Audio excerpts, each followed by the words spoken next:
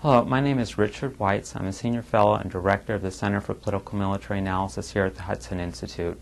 Today, June 21st, the United Nations released a very disturbing report about drug addiction in Afghanistan. It's found the number of Afghans who have been using drugs has increased dramatically in the past 5 years and has now reached record levels.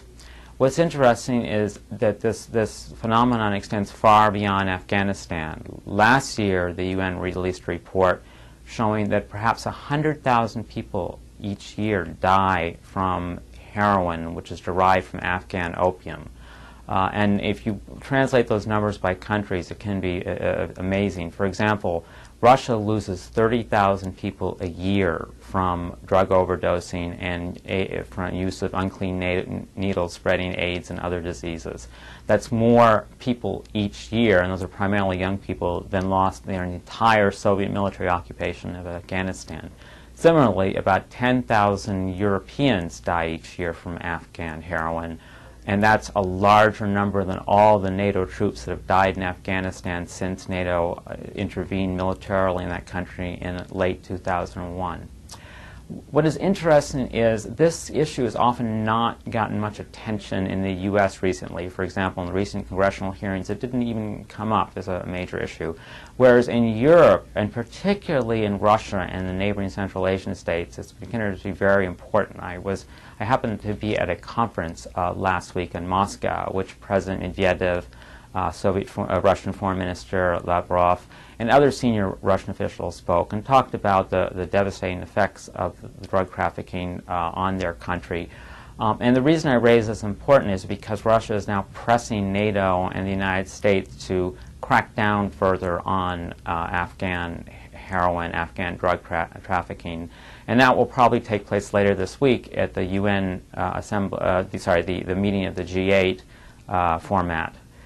The NATO has found it, of course, very difficult to deal with this issue. There's a concern if they've not really, NATO has decided not to directly, for example, attack the opium poppy, not to burn crops and so on, because there's a fear that's going to deprive people of their livelihoods and just raise up support for the Taliban insurgents. Instead, they're trying to focus on building up Afghan government capacity and relying more on interdiction and arresting leading drug lords.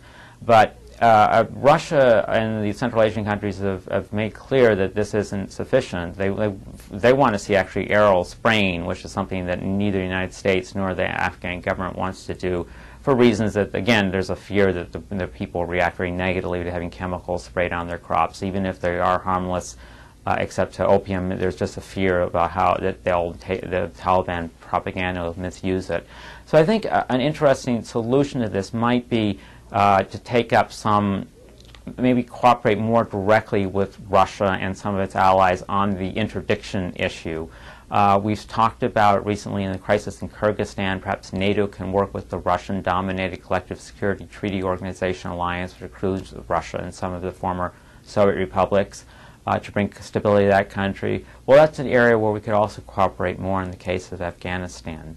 So I think that we might actually see some more innovative approaches and more productive approaches if we cooperate more directly with Russia on this issue, though not perhaps follow all the recommendations which could be counterproductive for the counterinsurgency effort. Thank you very much.